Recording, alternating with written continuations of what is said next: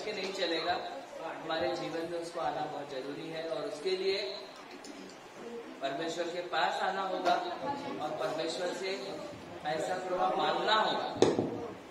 ये ऐसा ही होने वाला बात नहीं है। परमेश्वर के पास, परमेश्वर के नजदीक आके परमेश्वर से वो मांगना होगा।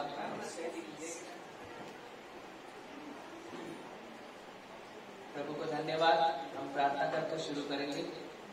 धन्यवाद करते प्रभु जी इस समय के लिए। प्रभु अभी तक प्रभु जो आपका कृपा हमारे बीच में है उसके लिए धन्यवाद करते प्रभु। आप हमारे बीच में हैं उसके लिए धन्यवाद करते प्रभु। प्रभु जी पवित्र आत्मा को हम ले लिए और हम सबको स्पर्श कीजिए प्रभु जी। प्रभु हमारे ज्ञान से, समझ बुद्धि से, हमारे प्रभु जी एबिलिटी से, कैपेसिटी से हम आपके पास नहीं आ सकते प्रभु। केवल आपका दया से, आपके कृपा से प्रभु जी। प्रभु आप सहायता कीजिए और सब कुछ आपके नियंत्रण में लीजिए यीशु के नाम से।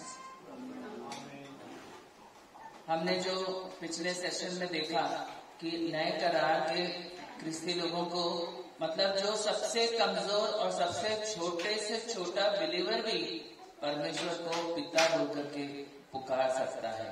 मतलब ये हमको भाग्य नया करार में हमको मिला है और शैतान हमको छू नहीं सकता जब तक परमेश्वर का अनुमति होता नहीं है। प्रभु को धन्यवाद। और फिर हमने वर्शिप के विषय में देखा और कुछ वचन हम और थोड़ा वर्शिप के विषय में योग का पहला अध्याय का 20 और 21 वचन हम पढ़ेंगे। योग जो 1, 20 और 21 कोई भी पढ़े। तब अय्यूब उठा और बागा फाड़ सिर मुंडाकर भूमि पर गिरा और दंडवत करके कहा, मैं अपनी माँ के पेट से नंगा निकला और वही नंगा लौट जाऊंगा। यहोवा ने दिया और यहोवा ही ने लिया। यहोवा का नाम धन्य है। ये जब पूरा उसका खत्म हो गया, उसके जीवन में परिस्थिति आ गया, तो वो उसने वर्शिप किया। मतलब हमारा वर्शिप हमारे परिस्थिति के ऊपर निर्भर नहीं होना चाहिए। हमारा वर्शिप एनीवे, परिस्थिति बदल सकता है, लोग बदल सकते हैं, परमेश्वर न बदलने वाला है। इसलिए जो वर्शिप है वो बदलना नहीं चाहिए कि परमेश्वर ने अच्छा किया तो अच्छा वर्शिप, नहीं तो अच्छा नहीं वर्शिप। उसका मतलब अभी तक हमने नए करार के वर्शिप में हम प्रवेश किया नहीं, ये हमको समझना है। अभी तक हमको खुद के लिए हम मरे नहीं, हमको खुद के लिए मरना है और हमारे द्वारा यीशु के लिए हम जीना है। प्रभु को धन्यवाद। हमारे जीवन से लोग यीशु को देख पाना। और कैसे होता है जब यीशु, हम खुद अपने आप को प्रकट करेंगे तो लोग हमको देख पाएंगे। हमको देखने से किसी को आशीष मिलने वाला नहीं, किसी का उद्धार होने वाला नहीं, कितना भी पावरफुल रहने तो वो व्यक्ति। मगर यदि मेरे द्वारा लोगों को यीशु दिखता है तो जरूर उनका जीवन परिवर्तित हो सकता है। प्रभु को धन्यवाद, क्योंकि यीशु ही हमको बदल सकता है, बाकी कोई इंसान, कोई व्यक्ति बदल नहीं सकता। और ये रहस्य को योग अच्छी तरह से जानता था कि परमेश्वर सब कुछ है। ये परमेश्वर से अच्छा मिला तो बुरा मिला तो हम उसको बुरा बोलना क्या? ऐसा नहीं। उसको मालूम है परमेश्वर तो हमेशा अच्छा ही है, परमेश्वर किसी का बुरा करता नहीं। और उसने परमेश्वर को दंडवत करके परमेश्वर की आराधना की। और इसको कहते हैं आराधना। आराधना हमारे परिस्थिति के ऊपर निर्भर नहीं है, आराधना किसी लोगों के ऊपर निर्भर नहीं है। आराधना ये अंदर से आने वाला बात है जो हमको परमेश्वर के पास जाकर हमको सीखना होगा। प्रभु को धन्यवाद। और उत्पत्ति जेनेसिस 22 का 5 वचन में अब्राहम के बारे में देखते हैं हम।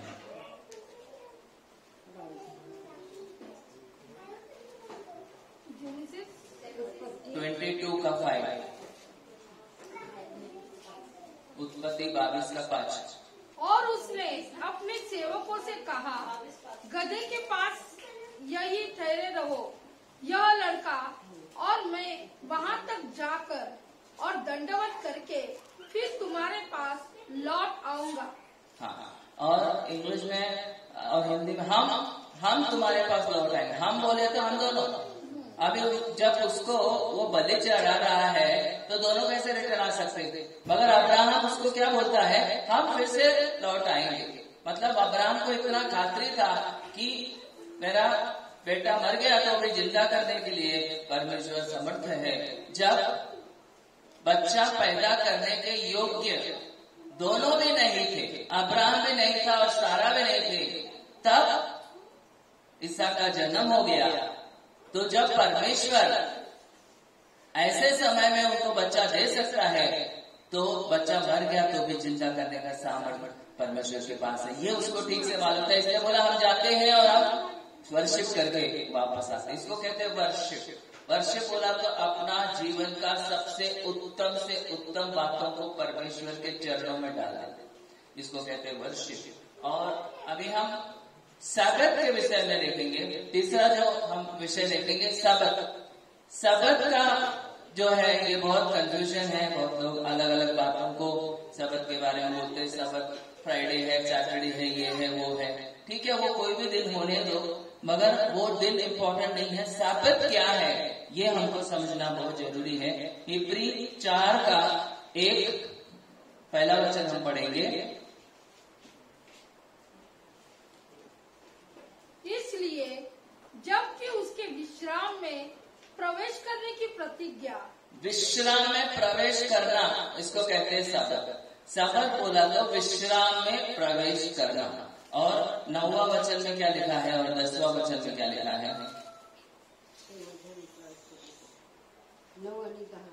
हाँ। म्हणून देवाच्या लोकांसाठी शब्बाताचा विसावा राहिला आहे। हाँ। कारण जो कोणी त्याच्या विसाव्यात आला आहे त्यानेही ज्या देवाने आपल्या कृत्यांपासून विसावा घेतला तसा आपल्या कृत्यांपासून विसावा घेतला आहे।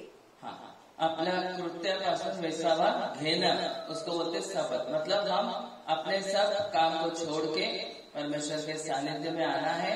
और वो एक दिन जब मैं जब नया परमेश्वर में आया तो मुझे काम के जगह में गया और वहाँ संडे को काम करने के लिए बोला मैं संडे को काम नहीं कर सकता। मेरा इंटरव्यू में सिलेक्शन हो गया, उनको पसंद हो गया और बोला क्यों नहीं कर सकते? बोला ये होटल है, होटल में संडे को काम मतलब हो ही नहीं सकता, वीकेंड्स में बहुत अच्छा बिजनेस। ठीक है, बोला मैं आपके पास काम नहीं कर सकता, आप और किसी को देखो। और मैं बोला ऐसा क्यों, तुम संडे को क्यों ऐसा पकड़ के रखा है? नहीं, बोला मेरा संडे है ना परमेश्वर के साथ अपॉइंटमेंट रहता है, वो मैं और किसी को दे नहीं सकता। तो उसको आश्चर्य लगा ये क्या बोल रहा है, उसको समझ में नहीं आया बॉस को। और मैं निकल के आया और मेरे पीछे भाग के आया। बोला ऐसा कभी भी नहीं हो गया, हमने संडे को किसको छुट्टी दिया होगा, मगर आपको मैं संडे परवानगी देता हूँ, आप संडे छुट्टी लो और मगर हमारे पास ज्वाइन करो। तो इस प्रकार से मैंने मतलब काम ज्वाइन किया। मतलब संडे जो दिन परमेश्वर का है वो हम परमेश्वर को देना है और जो कैसर का है वो हमको कैसर को देना है, ऐसा परमेश्वर का वचन कहता है। मगर ये सबत है क्या, मतलब ये हमको ठीक से समझना बहुत जरूरी है। पुराने करार में 6 दिन लोग काम करते थे, 7वें दिन रेस्ट करते थे। 7वें दिन उनको कुछ भी काम करने के लिए परवानगी नहीं था। मतलब वो लोग लकड़ी चुन नहीं सकते थे या कुछ चरा नहीं सकते थे, कुछ भी नहीं कर सकते थे। मतलब उनको पूरी तरह से रेस्ट लेना पड़ता था और जिसने ये नियम को तोड़ा उसको खत्म किया जाता था। इतना कड़क है। सबत बोला तो नॉर्मल बात नहीं है। हमको ऐसा लगता है सबत बोला तो ठीक है चलता है, ऐसा नहीं हो। ये सबत बहुत महत्व का था, महत्व का माना जाता था पुराने करार में। अब पुराने करार में और नए करार में फर्क क्या है वो हम आगे देखेंगे। और उस दिन उन लोग अभी 7th ईयर में उन लोग ये खेती करते थे और 7th ईयर में उन लोग प्लाव करते थे और 6th ईयर में 7th ईयर में रेस्ट करते थे। 7th ईयर उनका रेस्ट का दिन रहता था। 6th ईयर में परमेश्वर उनको सफिशिएंट देता था ताकि आगे का पूरा एक साल उन लोग खा पी सके। मतलब परमेश्वर ऐसा नहीं बोलता था कि तुम भीख मांगो या बैठो या कुछ भी करो मगर रेस्ट करो, ऐसा नहीं बोलता। उनका सब अरेंजमेंट करके बोला अभी 7th जो ईयर है वो तुमको रेस्ट करना है।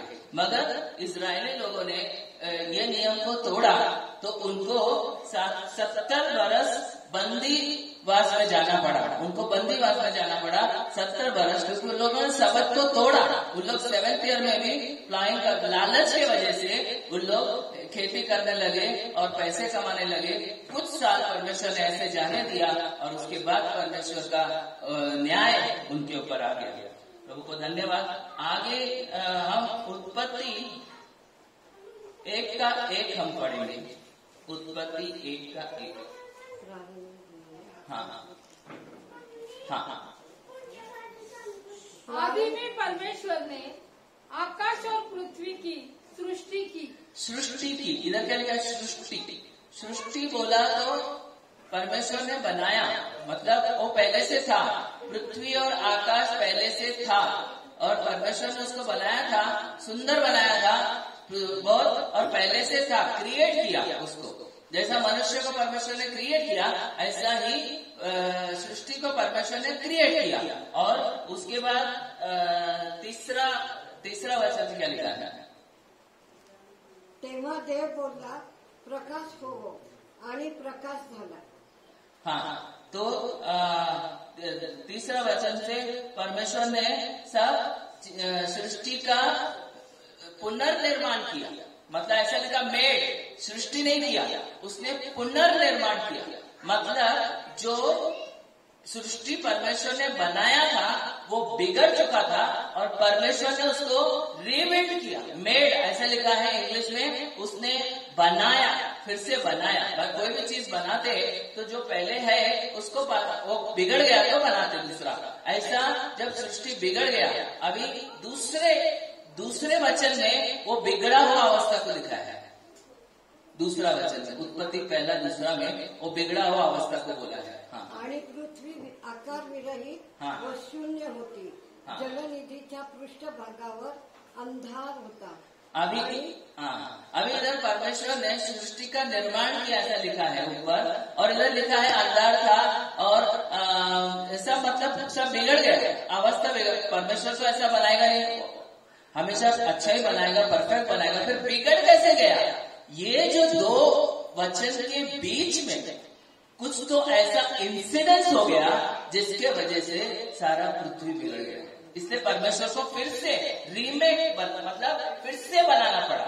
जो बनाया था पहले से उसको फिर से बनाना पड़ा। इसलिए आगे इंग्लिश में मेड लिखा है, पहला वचन में क्रिएटेड लिखा है, तीसरा वचन में ना मेड ऐसा लिखा है। मतलब उसने फिर से बनाया, जो बिगड़ा हुआ अवस्था था, पूरा अंधेरा था, ऐसे सृष्टि। ये दोनों के बीच में एक ऐसा इंसिडेंस हो गया, ये सबको मालूम है। वो क्या इंसिडेंस है? शैतान ने पाप किया और उसके मन में एक ऐसा विचार आया, सिर्फ विचार आया, उसके मन में सिर्फ विचार आया।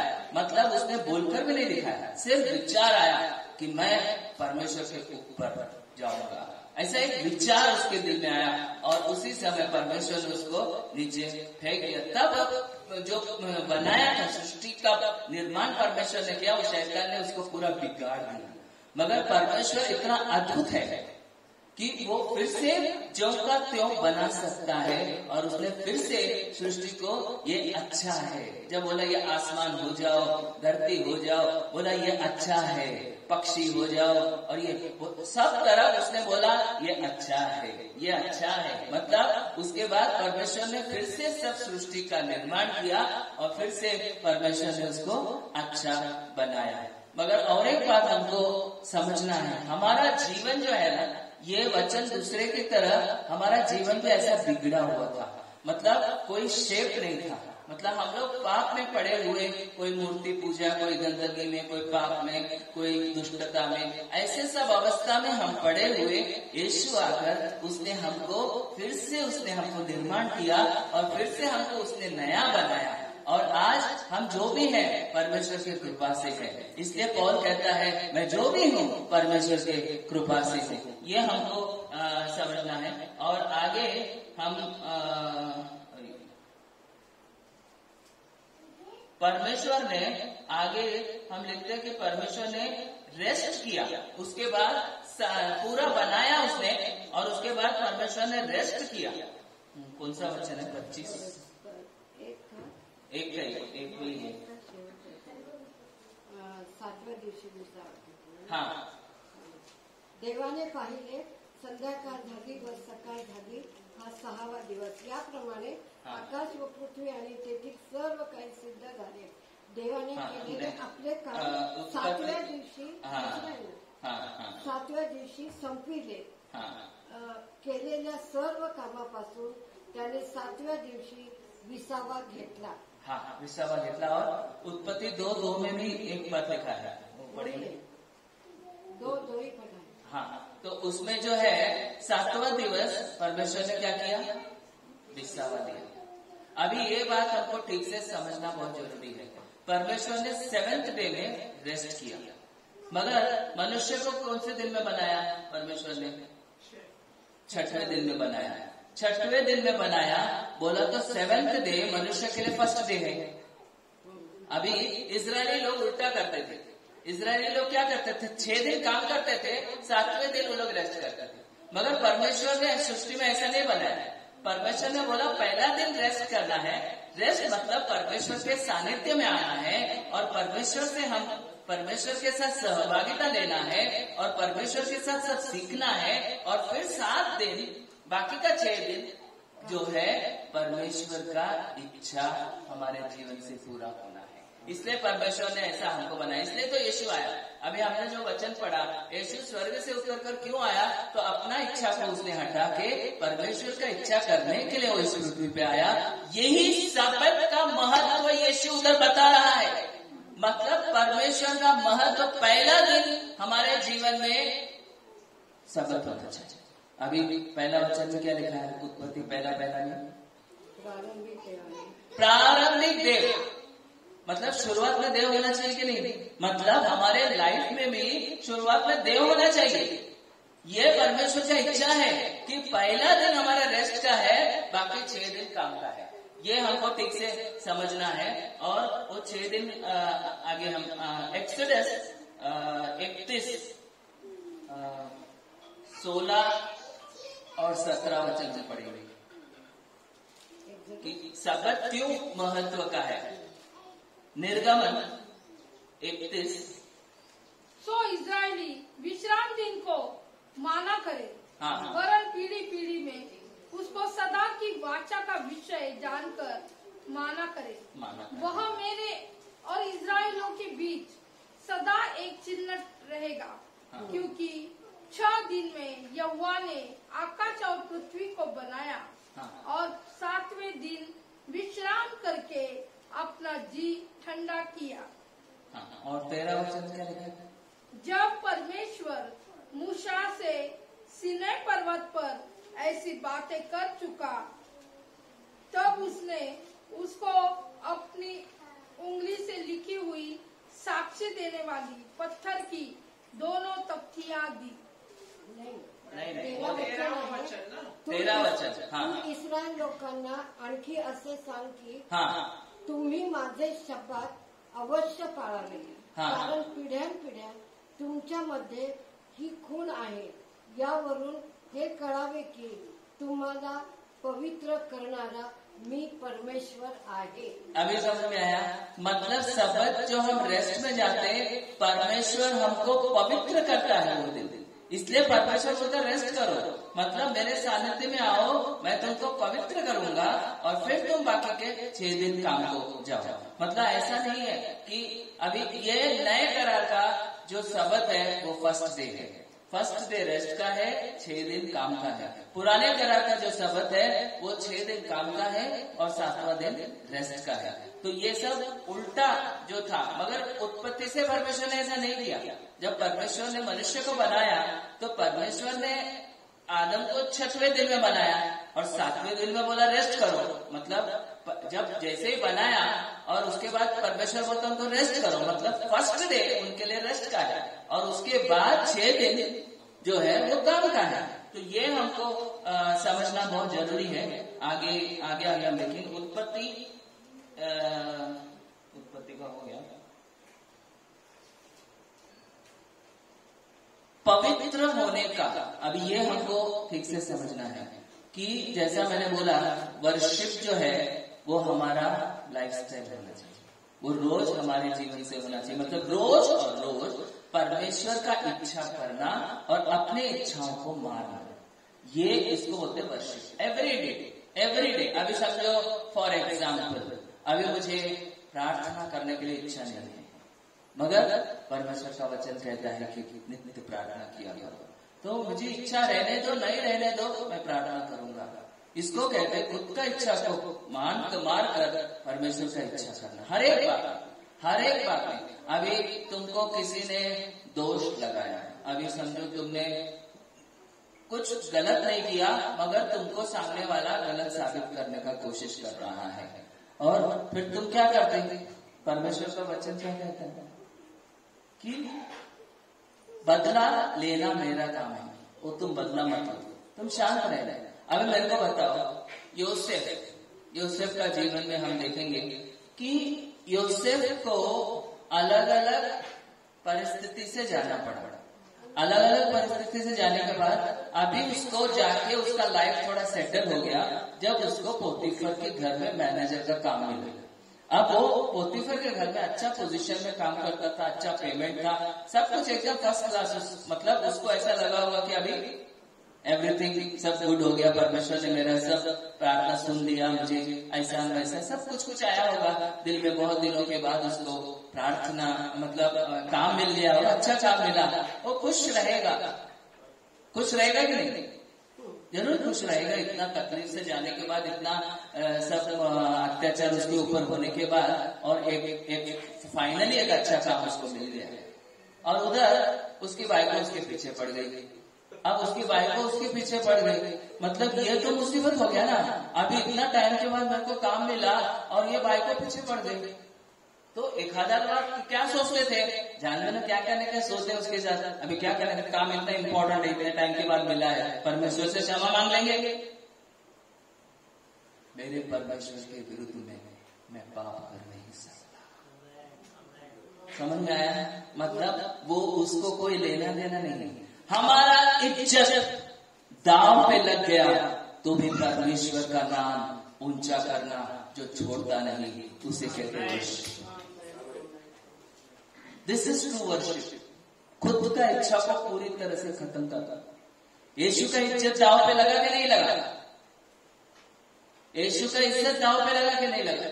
यीशु का इज्जत भी दांव पे लगा। लोगों ने सबके सामने उसको नंगा किया, उसको कोड़े मारे, उसके ऊपर थूका, उसके ऊपर मारहान किया, मगर यीशु चुप रहा। अब ये जोसेफ था पुराने करार का। अब पुराने करार में तो पवित्र आत्मा का तो इतना ये नहीं था, फिर उसने कैसा जीवन रहेगा। हम बोलते कि मेरा परिस्थिति ऐसा है इसीलिए मैं ऐसा है। अभी उसका परिस्थिति क्या अच्छा रहेगा मेरे को बताओ। योसेफ का क्या परिस्थिति अच्छा था? घर में सब एक से खूनी लोग, उसके भाई लोग खून करने वाले। हाँ, बाप भी चैप्टर था उसका, हाँ, फंसाने वाला, चीटिंग करने वाला। फिर भी वो ऐसा निकला। फिर क्या बोला? नहीं, मेरा परिस्थिति की वजह से ऐसा हो गया। परिस्थिति को मत लगाओ दोष। सचमुच परमेश्वर से तुम्हारे अंदर प्रेम हम मांग के लेना है। प्रभु मैं तुझे प्रेम करना चाहता हूँ, मैं तुझे प्रेम करना चाहता हूँ। और परमेश्वर ऐसे प्रेम करने वालों को लेने के लिए आ रहा है, वधू होने के। अब वधू है ना, वधू को मेकअप का जरूरत पड़ता है। बिना मेकअप के वधू बैठेगी तो बैठने देंगे क्या शादी में? उसको मेकअप करना पड़ता है। शैतान सबसे बड़ा ब्यूटिशियन है जो तुम्हारा मेकअप करता है और परमेश्वर के स्वरूप में बनाने के लिए तुमको मदद करता है। समझ में आ रहा है तुमको? हाँ, शैतान को हम हर एक बात में धमका दे, मगर शैतान बहुत अच्छा काम करता है। वो तुमको तकलीफ में लाता है और तुम परमेश्वर को हाथ मारते और परमेश्वर के स्वरूप में यदि बनते हो तो तुम परमेश्वर का वधू के लिए एक स्टेप आगे जाते हो, और यदि तुम उल्टा करते हो तो एक स्टेप नीचे उतर जाते हो। मगर इधर योसेफ अभी पोतीफर को बोल सकते ऐसा मत समझो, मैंने कितना ईमानदार से काम किया, उसको पूछो। हाँ, ऐसा कुछ बोला नहीं उसने। बोला तेरे बाइक को ना बहुत चैप्टर है, मेरे पीछे पड़ गई, अरे बहुत बेकार है, संभालो उसको, ऐसा कुछ भी नहीं बोला। हाथ में उसका फटा हुआ कपड़ा आ गया तो वो कपड़ा छोड़ के भाग, और किधर जाना पड़ा? जेल।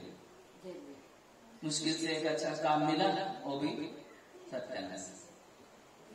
अभी जेल में भी जाके वो अभी प्यालेदार है और राजा के खास आदमी लोग उधर आ गए, जेल में भी थे, बराबर है।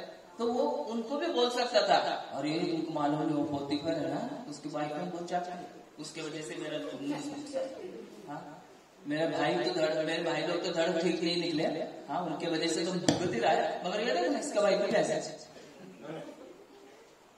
एक बार भी उसने पोतीफर के बाइकों का या अपने भाइयों का कंप्लेंट किधर किया है? उल्टा वो फ्रेश दिखता था, उल्टा उन लोग दोनों परेशान थे तो इसको उनकी परेशानी दिखने लगी और बोला तुम दोनों क्यों परेशान दिख रहे? तो बोला ऐसा ऐसा सपना देखा हमने, और उसने उधर सपने का अर्थ बताया, और उधर उसने एक को रिक्वेस्ट किया मुझे याद करना, मुझे याद करना। अरे बेचारे ने बोला मुश्किल से मुझे याद करना, 1 साल और एक्सटेंशन मिल गया उसको। इमीडिएटली कहा याद किया उसने, वो जाके अपना काम में लग गया है। 1 साल के बाद राजा को दूसरा सपना आया तो उसको हम जेल में थे ना, उसने हमारा सपने का एकदम परफेक्ट अर्थ बताया, उसको लेके आ गया। मतलब इमीडिएट में नहीं बोलेगा मैंने ऐसा क्या पाप किया यार, सब तरफ मुसीबत। हाँ नको मेरे को परमेश्वर, जैसा योग की पत्नी ने बोला कि ये क्या परमेश्वर है, ऐसा सब नाश हो गया, बोला श्राप है परमेश्वर को मर जा। अरे तू पागल है क्या, ऐसे कैसे बात कर रही? परमेश्वर का प्यार कोई भी परिस्थिति से कम नहीं होना चाहिए, क्योंकि उसका प्यार हमारे लिए ऐसा ही है। यदि उसका प्यार हमारे लिए ऐसा नहीं होता तो क्या हम लायक के थे क्या कि क्रूस के ऊपर वो आके हमारे लिए मर जाना? हमारे क्या लायक थे?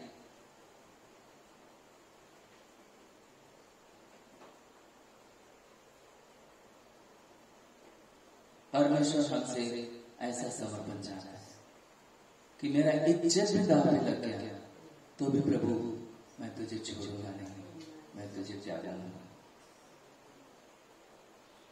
क्या सचमुच हम ऐसा प्यार परमेश्वर को कर पाए क्या कि थोड़ा परेशानी आ गया ना, बाबा मेरे जीवन में तो ऐसा ही है।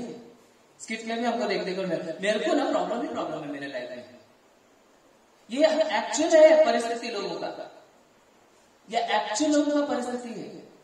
कुछ थोड़ा प्रॉब्लम आ गया ना, परमेश्वर है ना उसको देखो कैसा प्रार्थना सुनता है, सारा का सब प्रार्थना सुन रहा है, मेरा कुछ भी नहीं सुनता। परमेश्वर पक्षपात कभी करता नहीं, मगर परमेश्वर का समय आ गया, वो समय के लिए रुका ना तो परमेश्वर का इच्छा जब पूरा होगा ना तब तुम बोलोगे कि आंखों ने देखा नहीं, विचार किया नहीं, सुना नहीं, ऐसे बात परमेश्वर ने मेरे जीवन में किया।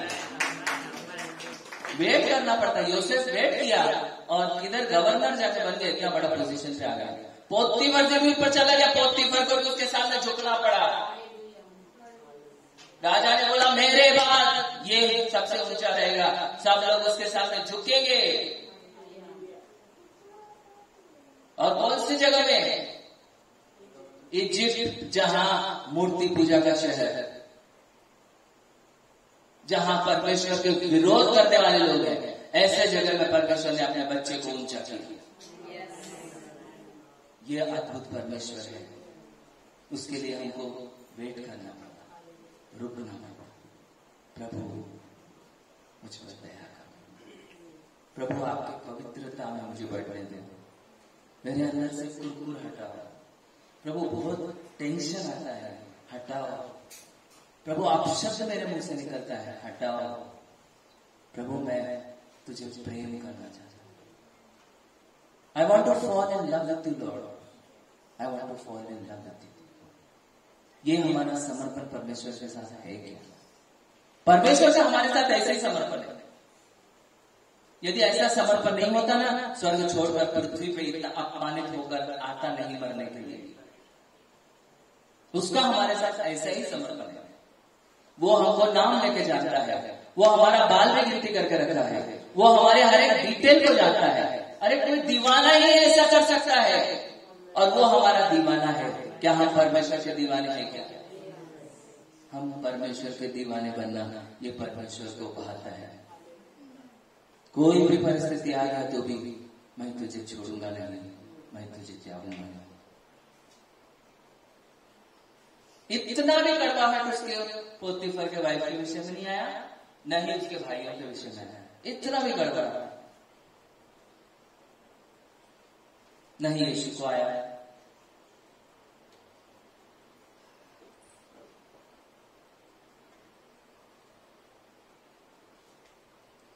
प्रभु को धन्यवाद। हमको हम बोलते ना इमिटेट जीसस, बहुत लोग सुना होगा इमिटेट जीसस। यदि तुम ऐसा इमिटेट करते हो ना, still you are living old covenant life. Old covenant में इमिटेशन है, न्यू कवेनेंट में there is no imitation, there is partaker of his nature. We have to partake his nature. हमारे अंदर से बोला जीवन जल का नदियां बहेगा, बाहर बह के नहीं जाएगा, हमारे अंदर से बहेगा। मतलब अंदर से परमेश्वर का कैरेक्टर आकर परमेश्वर हमको परिवर्तन करता है। ये है नए करार का क्रिस्ती जीवन। दूसरा पेतरस 1:4, दूसरा पेतरस 1:4, 2 पीटर 1:4। अर्थात एक अविनाशी और निर्मल और अजर मिरास के लिए त्याच्या योग्य मौल्यवान व अतिमहान अशी वचने आपल्याला देण्यात आली आहेत, यासाठी की त्याच्याद्वारे तुम्ही वासनेपासून उत्पन्न होणारी जगातील भ्रष्टता चुकवून ईश्वरी स्वभावाचे वाटेकरी व्हावे। वाटेकरी, कॉपी कैट नहीं बोला है करने को, कॉपी करने के लिए नहीं बोला है। यीशु को कॉपी तो हम लोग नाटक में करते हैं ना, कि मैं यीशु बन गया और इधर दिखाते हमको क्रूस के ऊपर यीशु मरा हुआ, वो इमिटेशन है। इमिटेशन नाटक में किया जाता है, हकीकत में इमिटेशन नहीं। तुम्हारे अंदर से परमेश्वर का कैरेक्टर बाहर आना चाहिए, तो ही हम उसके वधु बन सकते। उसका वधु ऐसा इमिटेट करने वाले रहेंगे तो फिर कितना मुश्किल है। परमेश्वर को इमिटेटर नहीं चाहिए, परमेश्वर को पार्टेकर्स चाहिए। क्योंकि परमेश्वर ने पवित्र, ठीक है पुराने करार में वो संभव नहीं था, क्योंकि पवित्र आत्मा तब तक सिर्फ बाहर से था, आता था जाता था, मगर नए करार में पवित्र आत्मा हमारे अंदर आया है। अभी पवित्र आत्मा जब अंदर आया है तो अंदर से हमारा कैरेक्टर बदलता है ना। पवित्र आत्मा का स्वभाव क्या है? सब प्रेम, शांति, ये सब प्रभु पेशेंस, ये सब पवित्र आत्मा का स्वभाव है। और कितना पवित्र आत्मा का स्वभाव हमारे अंदर आया है, ये हमको जांचना जरूरी है।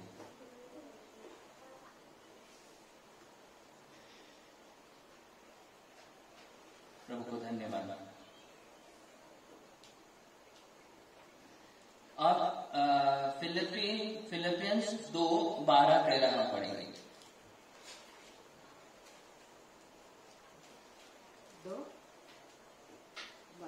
12 और 13। सो हे मेरे प्यारो, जिस प्रकार तुम सदा से आज्ञा मानते आए हो, वैसे ही आप भी न केवल मेरे साथ रहते हुए पर विशेष करके अब मेरे दूर रहने पर भी डरते और कांपते हुए अपने अपने उद्धार का कार्य पूरा करते जाओ, क्योंकि परमेश्वर ही है जिसने अपनी सुइच्छा निमित्त तुम्हारे मन में इच्छा और काम दोनों बातों को करने का प्रभाव डाला है। अभी परमेश्वर जो है वही हमारे अंदर इच्छा डाल सकता है। इधर समझ में आ रहा है? नहीं, मैं कोशिश करूंगा। अभी आज से मैं ये वचन सुनकर मैं बहुत कोशिश करूंगा कि परमेश्वर का स्वभाव में बनने के लिए। नहीं, कोशिश किया तो तुम फेल हो जाएंगे और बाद में बैठ करके बोलेंगे देखो भाई ये पॉसिबल नहीं है, प्रैक्टिकल नहीं। बहुत लोग Christian life is not practical, बहुत लोग ऐसा बोलते हैं, बहुत स्टाइल से बोलते हैं Christian life is not practical, it's not a practical life.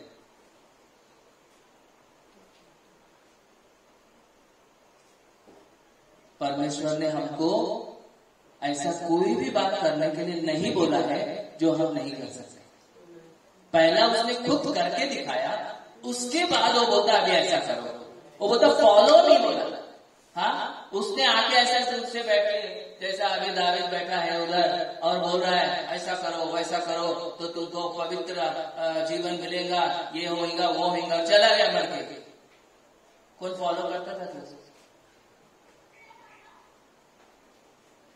उसने प्रैक्टिकली हर एक परिस्थिति में उसने जी के दिखाया। अभी गरीब था, गरीब से गरीब घर में लोग बोलते हैं मेरा गरीबी की वजह से मेरा ऐसा स्वभाव हो गया, इसलिए वो कारण मनुष्य है ना, मनुष्य को परमेश्वर ने इतना शाना बनाया है कि परमेश्वर से ज्यादा शाना बन गए। और वो परमेश्वर को बोलते कि अभी परमेश्वर यदि मनुष्य बन करके नहीं आता ना, तो वो ऊपर बैठा है, हम नीचे नीचे आके दिखा फिर हम लोग आता है। ये बोलने का चांस परमेश्वर ने छोड़ा नहीं, नीचे आया, नीचे आया।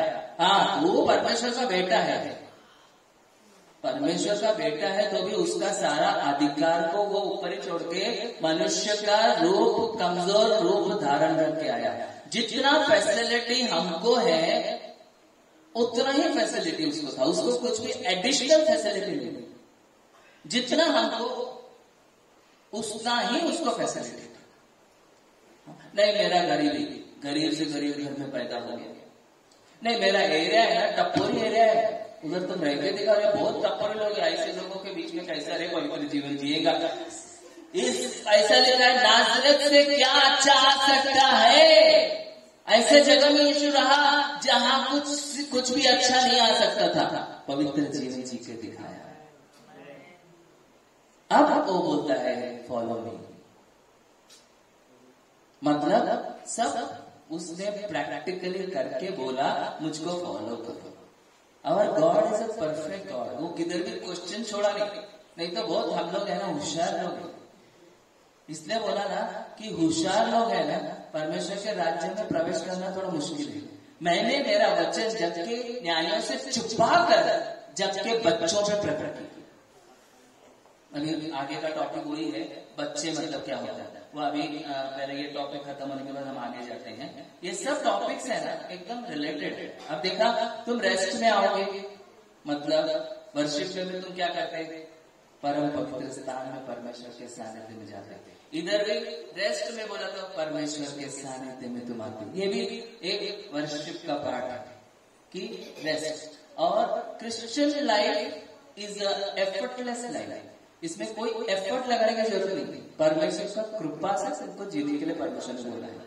तुमको खुद का ताकत से जीने के लिए बोला नहीं, क्योंकि परमेश्वर को मालूम है इट इज इम्पॉसिबल। पवित्र जीवन जो परमेश्वर के स्टैंडर्ड में जीना पवित्र आत्मा के बिना इम्पॉसिबल है। इसलिए उसने बोला रुको, उनको शिष्यों को बोला रुको, पहला मैं जाता हूं पवित्र आत्मा भेजना हूं, उसके बाद तुम्हारा सेवा शुरू हो।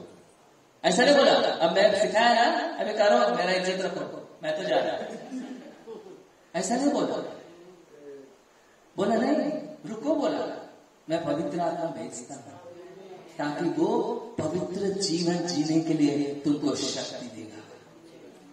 मतलब पवित्र जो बाइबल का जीवन है, परमेश्वर का जीवन है, वो बहुत एफर्टलेस जीवन है, एफर्टलेस, उसमें एफर्ट करने की जरूरत नहीं है।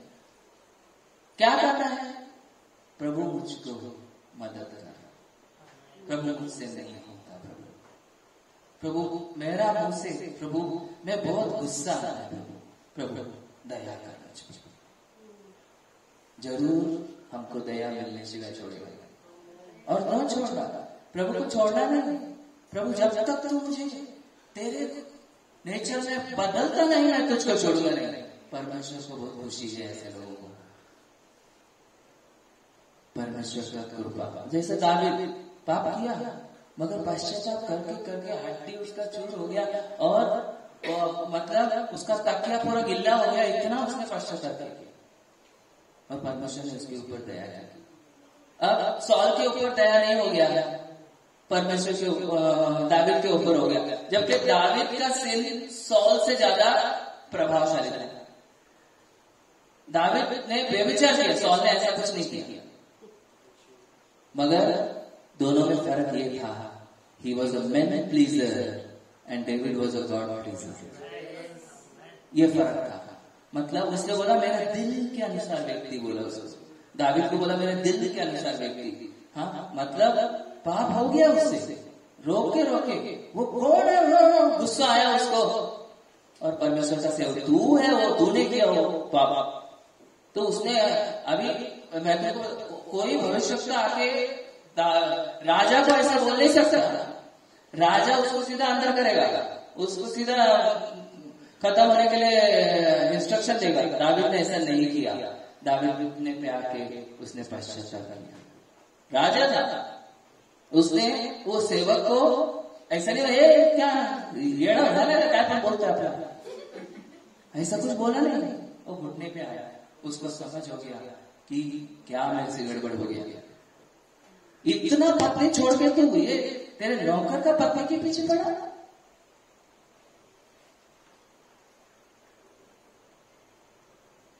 तो ये फर्क है। मतलब दावीद जो था वो मतलब सरल था, दिल का सरल था, मतलब वो परमेश्वर का दिल को भाने वाला उसका स्वभाव। क्यों भाता था? क्योंकि वो परमेश्वर को भाता था, परमेश्वर की स्तुति करता था, परमेश्वर का नाम ऊंचा करता था। इसलिए हमने स्क्रिप्ट में भी देखा कि दिन रात तेरे मंदिर में बैठ के तेरी सुंदरता को मैं देखा करूं। वाह क्या बात है। दूसरा कोई राजा रहता था ना, बोला दिन रात मैं तेरे प्रजा में बैठ के तेरी प्रजा की सेवा किया करूं। वो भी तो गलत इच्छा नहीं था ना, तेरी प्रजा का मैं सेवा करने के लिए। तूने तो मेरे को ये सब दिया है वैभव, तो वैभव को मैं एंजॉय करूं। मगर उसने बोला ये सब उसको इतना खुशी नहीं है। वो बोला प्रभु दिन रात तेरे मंदिर में बैठ के तेरी सुंदरता का मैं देखा। मतलब पुराने करार में भी वर्शिप करने वाले थे, ऐसा नहीं कि नहीं थे, मगर काम है। नया करार में उसको पूरा एक्सपोजर मिल गया है। मतलब छोटे से छोटा विश्वासी भी परम पवित्र स्थान में यीशु के नाम से जा सकता है, और पिताजी हमको ऐसा देखता है कि मैंने एक भी पाप नहीं किया। इसको बोलते हैं जस्टिफिकेशन। मतलब ऐसा है क्या मैंने एक भी पाप, तो चल पाप करते रहो। नहीं, थोड़ा शर्म आना चाहिए। प्रभु ये क्या है, मैं इतना पाप करने के बाद भी मैं पिता के सामने जाता है और पिता मुझे ऐसा देखता है कि मैंने एक भी पाप नहीं किया। प्रभु मुझे ऐसा लायक का जीवन बना दे, मुझे ऐसे जीवन दे प्रभु, ताकि मैं पिता के सामने सचमुच जाने के लायक बन जाऊं। हम मांगना है, प्रभु चाहता है हमको पवित्र जीवन जीने के लिए।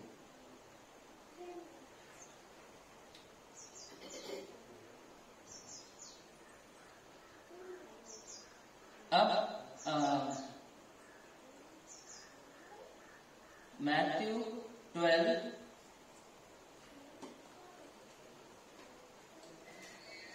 पहला 2 वचन पढ़ेंगे। मैथ्यू 12 पहला 2। उस समय यीशु शब्द के दिन खेतों में से होकर जा रहा था और उसके चेलों को भूख लगी। सो वे बाले तोड़ तोड़ कर खाने लगे।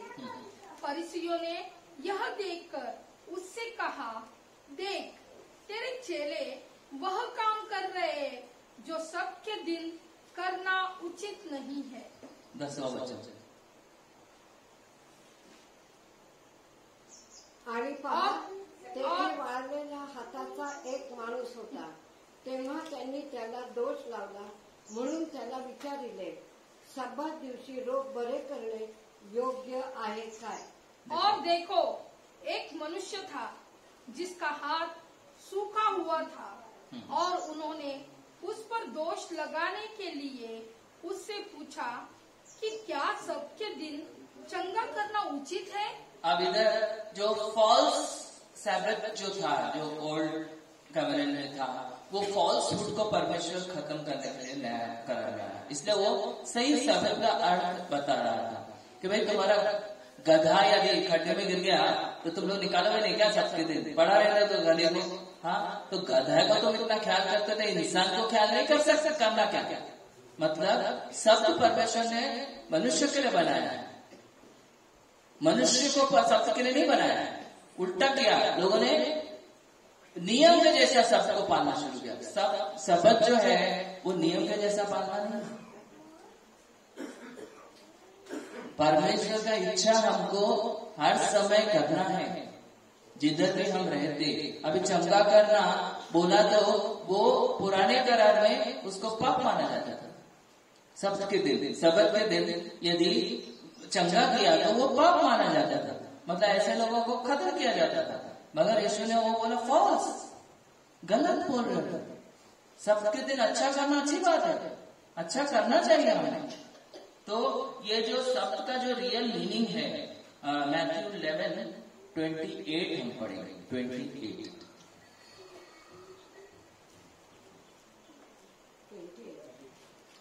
अहो कष्टी व भाराक्रांत जन हो, तुम्ही सर्व मजकडे घ्या, म्हणजे मी तुम्हाला विश्रांति देंगे। हाँ, ये विश्रांति परमेश्वर देना चाहता है हमको। किससे विश्रांति देना चाहता है? बोझ से दबे हुए। अरे मेरे को ये प्रॉब्लम है, वो प्रॉब्लम है, तो इसलिए तो परमेश्वर ने सबत का दिन बनाया है। सबत का दिन में तुम आते हो, परमेश्वर की स्तुति करते हो, बाकी दिन में जाके, मतलब ये सांप के जैसा जीवन हो गया। सांप है ना, जब हॉल में प्रवेश करकर घुसता है ना, सीधा घुसता है, वो कभी भी ऐसा ऐसा नहीं घुसता। जब जग में वो चलता है ना तो ऐसा ऐसा। हमारा जीवन ऐसा है, जब हम संडे के दिन वर्शिप करने आते, praise the Lord, praise the Lord, और उधर से बाहर निकले कि गया ना तेल लगाते, मेरे को बोलते क्या दिखा था इसमें तेरे को।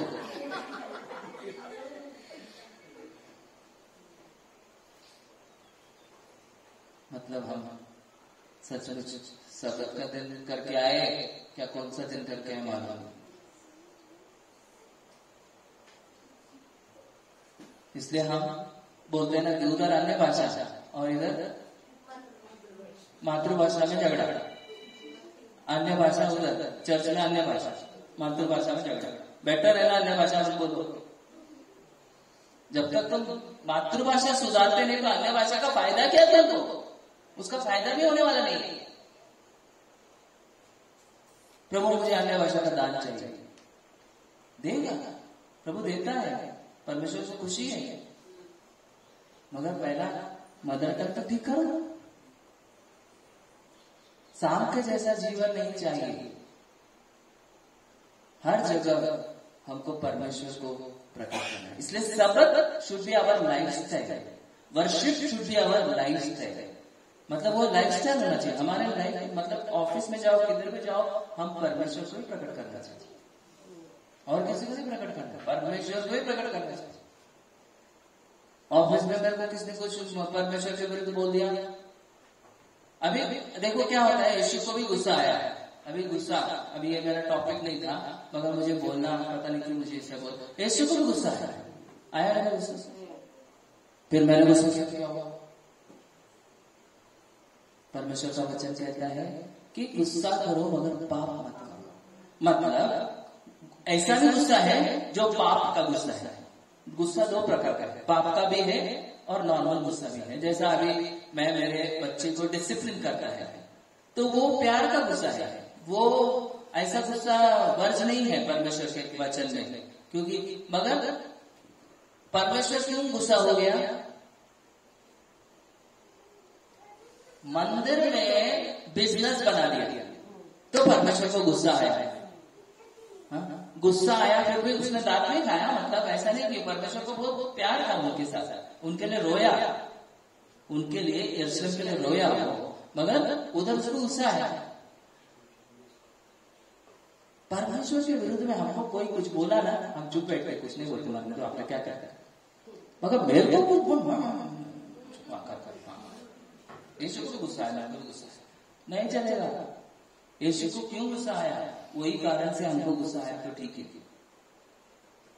मेरा परमेश्वर के विरुद्ध में कुछ हो गया, जैसा योसेफ उधर से भाग गया, मेरे परमेश्वर के विरुद्ध। और जब यीशु को इसके सामने फायरों के सामने पेश किया गया, वो क्या बोला? प्रभु बताया। हमेशा उसने परमेश्वर को आगे किया। He was a very God conscious person. He was not man conscious, he was very God conscious. राजा हो या प्रजा हो, उसको कुछ फर्क नहीं पड़ता, बोलेगा प्रभु बताएगा। इसीलिए इजिप्ट लोग उसके अंदर प्रभु देखते थे, बोला इसके अंदर तुम्हारे जीवन से तो प्रभु दिखता है। मतलब दिखता था, लोगों को फील होता था कि अरे बाबा तुम जो भी करते हैं प्लस हो रहे, जो भी कर रहे अच्छा हो रहा है हमारा, मतलब तुम्हारे साथ प्रभु है। खुद उन लोग साक्ष्य देते थे।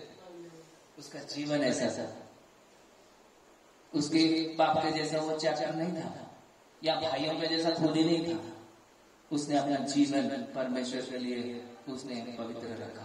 मतलब किधर न किधर उसको परमेश्वर का वचन किधर न किधर से मिल गया था, जरूर बचपन से शायद, इसीलिए उसको इतना गट्ट पकड़ के रखा उसने। हमको सालों साल मिल रहा है, तो भी हमने पुराने स्वभाव को गट्ट पकड़ के रखा है। तो ये हमको डिसाइड करना है कि आज मैं किसको गट्ट पकड़ के रखूं। मेरे प्रभु को मैं गट्ट पकड़ के रखना चाहता हूं।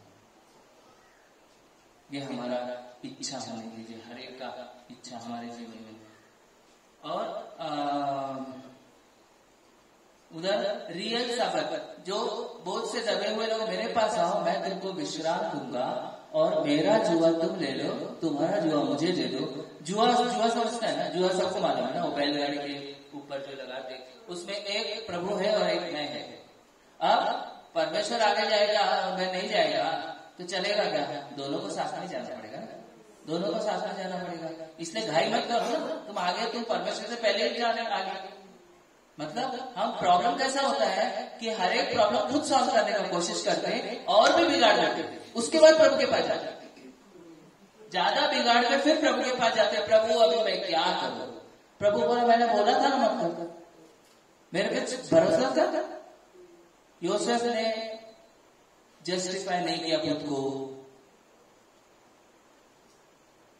जीसस ने खुद को जस्टिफाई नहीं किया, योब ने खुद को जस्टिफाई नहीं की, परमेश्वर के हाथ में सौंपा। बुरा हो गया क्या किसका? योब को सब डबल मिल गया, योसेफ बन गया गवर्नर, और जीसस को पुनरुत्थान होके वो पिता के दाहिने हाथ में जाकर बैठ गया। तो परमेश्वर के लिए वेट करेंगे तो परमेश्वर का जो अद्भुत काम है ना वो हो जाएगा ना, तो सबका मुंह अपने आप बंद हो जाता है। हम खुद कोशिश करते बंद करने का, परमेश्वर से तो तुम सवाल नहीं कर सकते बाबा। जो देखो क्या है ना, एक बात हमको समझना है, जो काम हमको बोला है करने के लिए वो हम करना है, जो प्रभु को करना है उसको करने दो। परमेश्वर का काम भी तुम क्यों करते हो? परमेश्वर बोलता है चिंता मत करो, सारा चिंता मेरे ऊपर। मराठी में लिखा है माझ्यावर टाकून द्या, मराठी में बहुत सुंदर लिखा है, टाकून दो, फेंक दो। मतलब परमेश्वर ने पीएचडी किया है हमारी चिंता को हैंडल करने के लिए, इसलिए उसको हैंडल करते हो ना। हर एक बात तुम अपने सर पे क्यों लेते हो? अब एक मातारी है, सर पे बोझ लिया है, उसको यदि बैलगाड़ी में बैठने के लिए बोला है तो भी सर पे बैग बोझ लेके बैलगाड़ी में बैठेगी। तब बाद में उसको समझ में आता है यार तू सर पे क्यों बोला, तुमने मेरे को बैठने के लिए बोला था, इसको थोड़ी बोला था रखने के लिए। यह ऐसा हमारा हाल है परमेश्वर के साथ। परमेश्वर होता है रख बाबा इधर नीचे, मेरा बोझ ले ले। अभी ये कितना सिंपल बात है, मैं तुमको बताता हूँ। छोटे बच्चे लोग है ना, ये ठीक से समझ जाते, मम्मी मम्मी मेरे को भी थोड़ा वजन उठाना है तुम्हारे साथ। फिर मेरे पास कड़ी पत्ता का बैग है, कड़ी पत्ता का मैंने दे दिया उसको, और बच्चा खुश हो गया, मैं मम्मी का वजन उठाया। और आटा का बैग, अभी तुम्हारे पास आटा का बैग है, तुम आटा का बैग देगी क्या बच्चे? तुम कड़ी पत्ता का बैग लेंगे ना, परमेश्वर वही बोलता है मेरा जुआ तुम ले लो, जो कड़ी पत्ता का बैग है, तुम्हारा जुआ जो आटा का बैग है मुझे दे दो।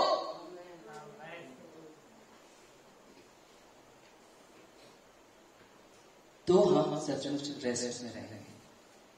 इसको बोलते सबब, मतलब टोटल रेस्ट।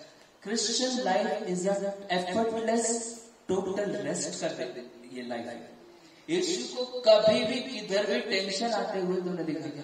अरे बाप रे कितना सेवा पड़ा है, मैं क्या करूं, कैसा करेंगे, क्या करेंगे।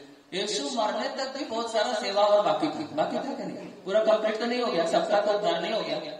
सिर्फ 12 लोगों को उसने अच्छा भक्तम तैयार किया। मेन मतलब जो काम किया उसने 12 लोगों को भक्तम तैयार किया, और उसका मृत्यु वो उसने सहन किया और वो मर गया, फिर से जिंदा हो गया, और वो हमारे साथ हमेशा है। इतना ही काम किया। अब वो भिखारी था जो यीशु के टाइम में भी इधर बैठता था, मतलब मंदिर के बाहर बैठता था। यीशु के टाइम में भी मंदिर के बाहर बैठता था। यीशु ने उसको चंगा नहीं किया। उसको चंगा किसने किया? पीटर ने, क्योंकि वो सेवा पीटर को दिया था, यीशु को नहीं दिया। कि यीशु नहीं कर सकता था चंगा? जरूर कर सकता था, मगर यीशु मेरे को बोला ही नहीं ना पिताजी ने, मैं क्या को हेडेक लूं, पिताजी का काम पिताजी को करने दे, मेरा काम मैं करूंगा, जो मुझे करने के लिए बोला उसका मैं करूंगा। यही क्रिश्चियन लाइफ है। इसको बोलते हैं सबब, इसको बोलते हैं रेस्ट का जीवन। इसने बोला मेरा जुआ तुम ले लो, क्योंकि वो हल्का है और आराम देने वाला है। ऐसा लिखा है, वो हल्का है और आराम देने वाला है। हल्का है बोला तो कड़ी पत्ता का बैग है। कड़ी पत्ता का बैग किसी को भी उठाने के लिए तकलीफ होने वाला है, बोलो ना, मगर कड़ी पत्ता का बैग को भी उठाना पड़ेगा ना, नहीं तो वो भी नहीं चाहिए बोलेगा तो नहीं चलेगा। कड़ी पत्ता का बैग जरूर तुमको उठो। इसलिए बोला मेरा जवाब तुम ले लो, क्योंकि वो हल्का है और आराम देने वाला है। मगर हम उल्टा करते, जो हमको बोला नहीं करने के लिए वो हम करते, जो करने के लिए बोला वो नहीं करते। ठीक है, जो करने के लिए बोला वो करते तो भी ठीक था, मगर वो भी नहीं करते। और जो करने के लिए बोला है वो सब हल्का है। हल्की बात परमेश्वर ने करने के लिए बोला, क्षमा करो, प्रेम करो, दया करो, सब हल्का बात है। आपको किधर भी तकलीफ नहीं होने वाला है। ऐसा किधर भी नहीं बोला कि 1 महीना यदि एक पाँव में मेरे लिए तपस्या करेंगे तुम तो तुम मुझको पाओगे। ऐसा बोलने से तो करते थे शायद, वो कर रहे ना, तो बाबा लोग करते एक पैर में खड़ा रहकर तपस्या कर रहे प्रभु मिलने के लिए। नहीं, प्रभु बोला ऐसे ही बोलना चाहिए था हमें। तुमको बोल रहे तुम शांति से रहो, आराम करो, बाबा तुम क्यों को टेंशन ले रहे? मैं है ना, ये सब हैंडल करने के लिए मैंने PhD किया है। तुम टेंशन क्या ले रहे हैं? तुम्हारे साथ कभी नहीं छोड़ूंगा मैं तुमको, कभी नहीं त्यागूंगा।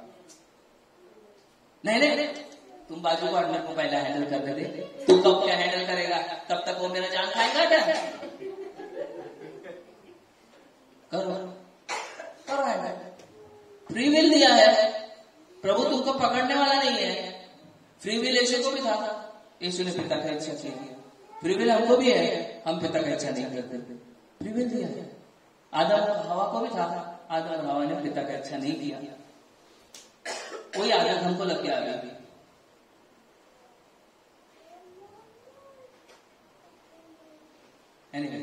मेरे को लगता टाइम हो गया है ना। तो ये जो है सबब, समझ में आया? सबब बोला तो क्या है हमें कि पूरा रेस्ट का जीवन है। मतलब तुमको बिल्कुल कुछ एफर्ट लगाने की जरूरत नहीं। अभी 25 में क्या लिखा है? 11:25 पढ़ो। हाँ। उसी समय यीशु ने कहा, हे पिता, स्वर्ग और पृथ्वी के प्रभु, मैं तेरा धन्यवाद करता हूँ कि तूने इन बातों को ज्ञानियों और समझदारों से छिपा रखा और बालकों पर प्रकट किया है। समझ में आया? ये जो ज्ञानी लोग है ना, घमंडी लोगों को प्रकट नहीं होने वाला। हाँ, मेरे को बाइबल स्टडी मालूम है, मैंने बाइबल कॉलेज करके आया है। तुम मेरे को क्या सिखा रहे हैं? अब भी तुम आया है 1 महीना हो गया, उसका छोड़ो रे, तुम 1 महीना हो गया तो भी परमेश्वर तुमको अद्भुत प्रकाशन दे सकता है यदि तुम परमेश्वर के पास आएंगे। ये बाइबल है ना, जब तक परमेश्वर प्रकाशन देता नहीं है ना, एक शब्द भी हम उसका समझ नहीं सकते। समझेंगे हम खुद के बुद्धि से समझेंगे, मगर परमेश्वर ने बोला ये वचन मैंने बच्चों से मतलब बच्चों को प्रकट किया और ज्ञानियों से छुपाया। अब देखो, मतलब यीशु ने जब 12 शिष्यों को चुना, उसमें से पढ़ा लिखा सबसे कौन था? कौन पढ़ा लिखा था?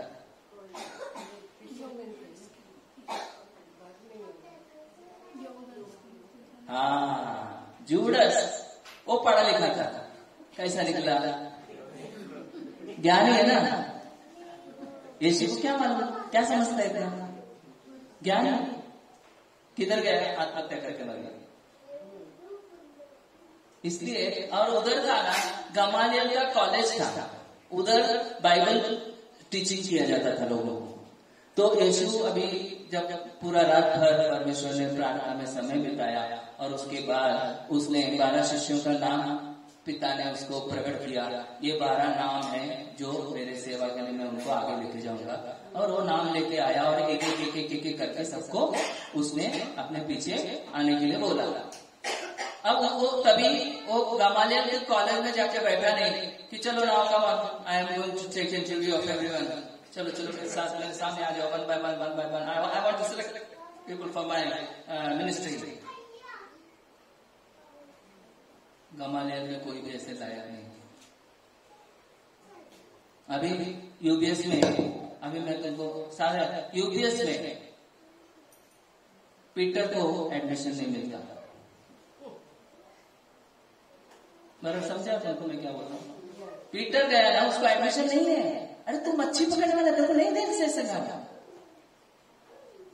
यीशु सेलेक्ट कर सकता मगर यूपीएस नहीं कर सकता, इम्पॉसिबल। फिर ऐसा कौन सा कॉलेज है, ऐसा कॉलेज को क्या करना है जहां पीटर का एडमिशन नहीं है, जो सबसे ज्यादा सेवा कर सकता है प्रभु का?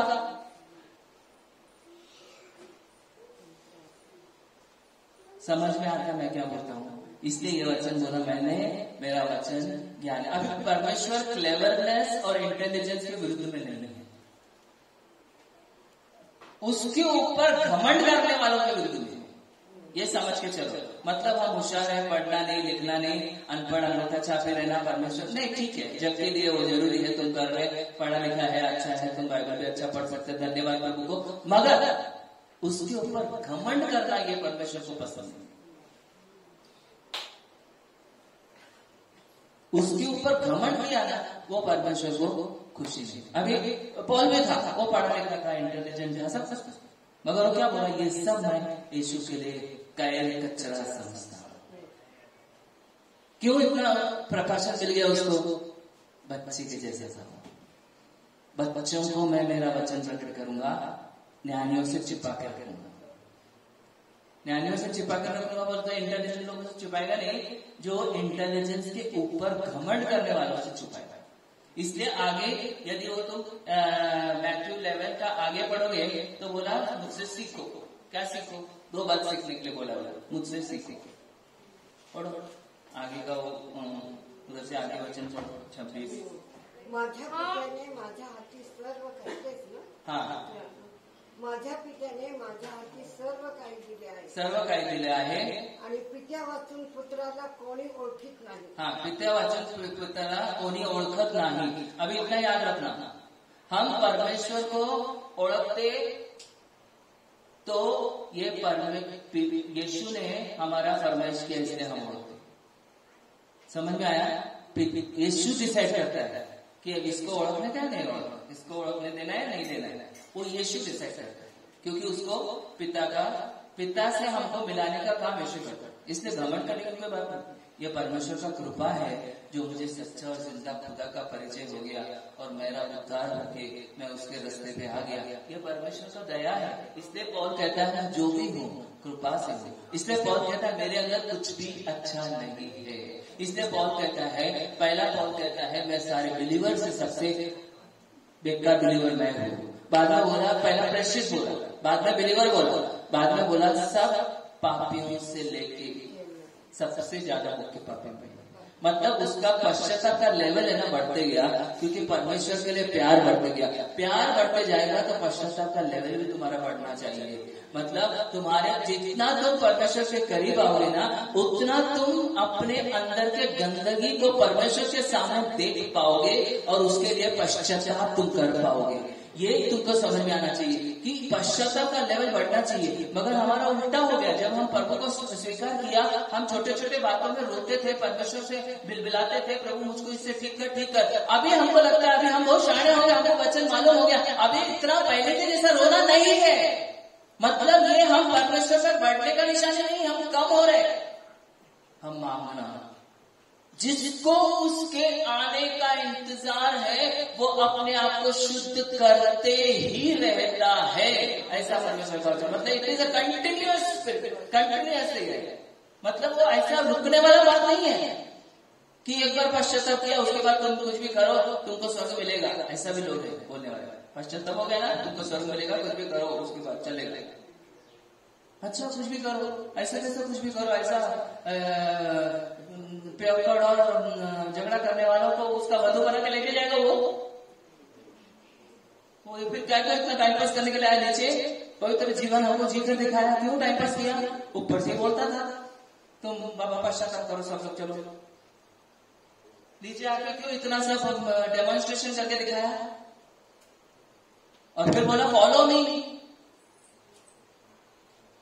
वो जैसा पिता पवित्र है ऐसा तुम भी पवित्र बन जाओ, ऐसा परमेश्वर को वचन से दिखाया।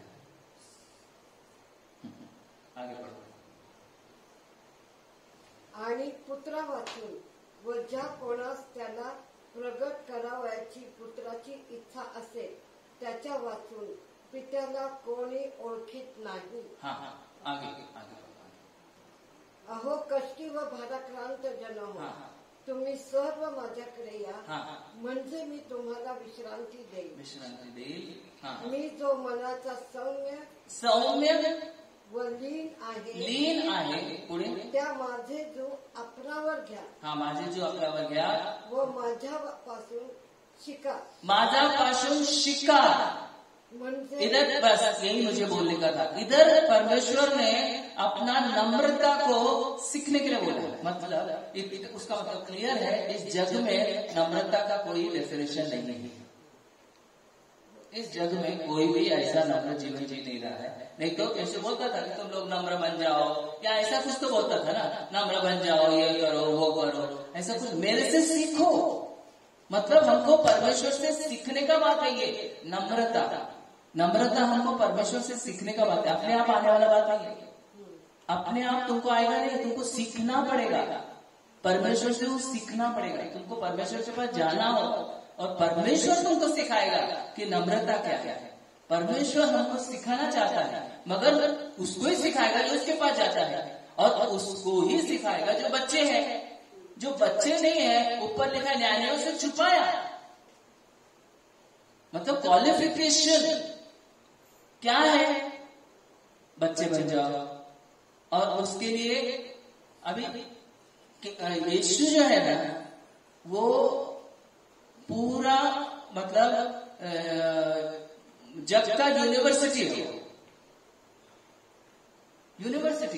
और वो यूनिवर्सिटी में एडमिशन का क्वालिफिकेशन है नम्रता। जो नम्र है उधर उसको एडमिशन मिलता है और उधर उसको सब सिखाया जाता है। और सिर्फ ये पृथ्वी पे चलने का रास्ता नहीं, तो स्वर्ग में प्रवेश करने का रास्ता भी उस यूनिवर्सिटी में सिखाया जाता है। मगर ऐसा लिखा है वो यूनिवर्सिटी में बहुत कम लोग प्रवेश करते, क्योंकि उसका रास्ता सकरा है, छोटा है, और वो छोटे रास्ते में वो यूनिवर्सिटी में बहुत कम लोग प्रवेश करते। जग में बहुत बड़ा रास्ता है, उधर जाने के लिए बहुत लोग हैं, मगर ये छोटा रास्ते में प्रवेश करना बहुत कम लोग हैं। पढ़ो यूनिवर्सिटी का जो मैंने बात किया, कलसी 2:3। कोलोसियंस 2:3।